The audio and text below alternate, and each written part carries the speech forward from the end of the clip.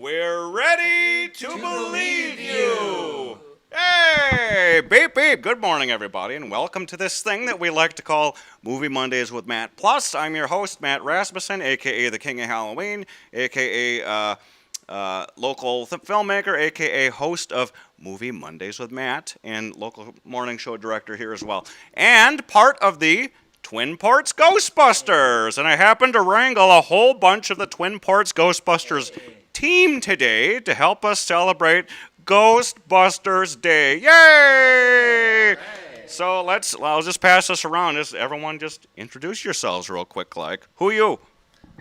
I'm Jeremy Dickson, one of the Twin Ports Ghostbusters and the owner of our Ecto 1J car that we drive around. And I'm Sean. I'm Brooke. And we are the Twin Ports Ghostbusters. Yay! Okay, so that's our little introduction.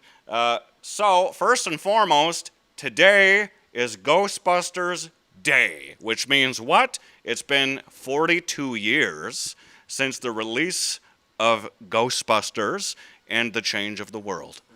Yes, the world totally changed overnight after Ghostbusters came out.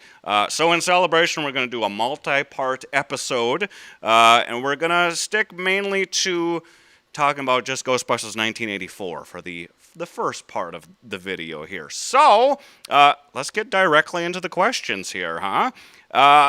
Ghostbusters 1984 happened, changed the world. So every one of you, when did you first discover the 1984 film Ghostbusters?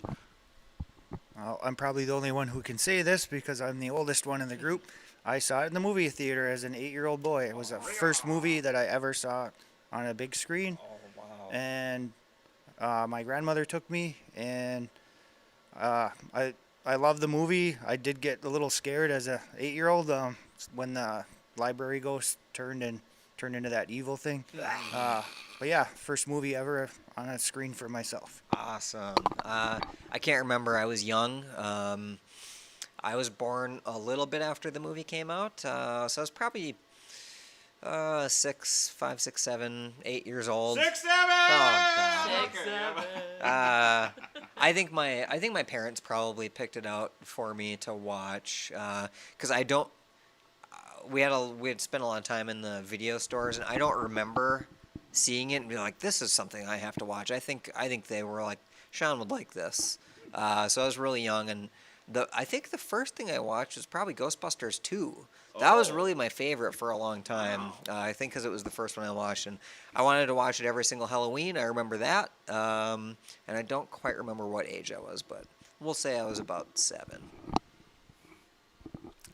I was really into spooky stuff when I was a kid, so I think when I was like 8 or 9, I ended up renting the 1984 Ghostbusters, and it very quickly became my favorite movie at the time. Good answers, good And real quick, just to recap my little introduction to Ghostbusters, I guess. The real Ghostbusters was the first thing I remember ever. I can't remember a snapshot in time where Ghostbusters wasn't part of my life because it was always, the real Ghostbusters was on every day. It was in syndication, and that was the thing I wanted to watch as a child. I liked the spooky visuals, so I loved it. I loved the characters. I loved Slimer. I didn't quite yet know that Ecto Cooler was going to come out and change the world, but I just loved Slimer and that kind of stuff. And then I found out that it was a live-action movie, and it blew my mind. I couldn't wrap my little 4-year-old brain around what? How are they real? They're real. How is this even happening? And Slimer's real, and Stay Puft is real, the car's real, and I couldn't fathom. It's the first time ever that one of my cartoon adaptions I realized was a real thing, and it just. Oh, I can't even describe the feeling. So that just made me love Ghostbusters even more. It made me want to be one of them even more. So yeah, that was a good little moment. Can you imagine if you had that experience with MC Hammer? You were introduced by the cartoon, and then you found out he was a real guy. Oh, that's one of the worst theme songs in television history, the MC Hammer. Does anyone remember the MC Hammer animated series? It was just called Hammer Man. You can't even find it. It's so bad. Like, everyone wants it buried. Like, I loved it though. I liked it too. Yeah, I didn't realize, things like that as a kid, that it could be disliked. It's on the TV. Of course it's good. Yeah, everyone loves it. And I like that MC Hammer guy. He's got the pants. He goes back and forth. That's a funny thing. Yeah. Why shouldn't he turn into a cartoon and fight crime? Yes. So, anyway, well, back to Ghostbusters. So, what is everyone's favorite moment from Ghostbusters? It's really hard to just pick one because every part of the movie is great and has memorable things. But I guess at the end when they all get together and they think they're pretty much gonna die, but they're gonna do this anyway, and they fight and save the day. Yeah. It's changed over time, but I'll just go with as an adult so I can grab one moment. I think my favorite single moment from the movie is when they're checking out the fire station and Ray goes, "Oh, does this pole still work?" Hard to say what my favorite moment is, but this morning I was thinking about that line where was it Zeddemore? He's interviewing for the job and he says, "I'll believe whatever you want me to believe if there's a steady paycheck in it." I feel like he was all of us at that moment.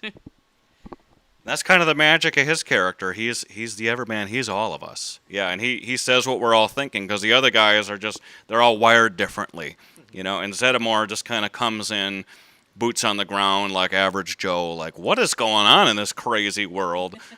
That's why so many people love that guy. So speaking of, if there's a steady paycheck in it, I'll believe anything you say. What is everybody's favorite individual Ghostbusters quote?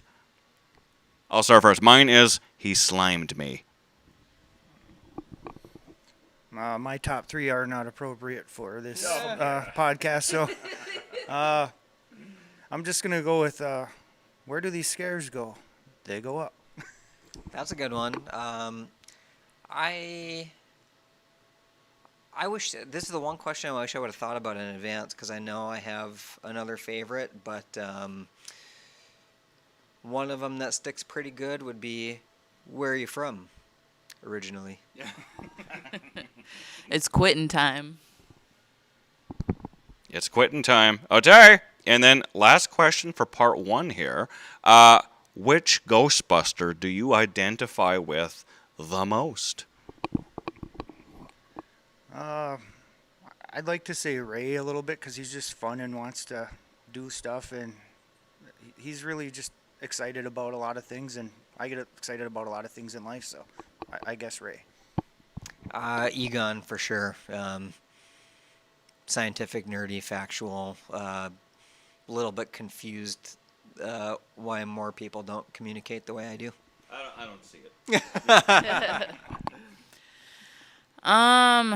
Kind of none of them, but I guess if I had to pick one, I'm drawing a blank. Egon's granddaughter. Oh, Phoebe. Phoebe, that's the one. Yeah. I could see you as Phoebe.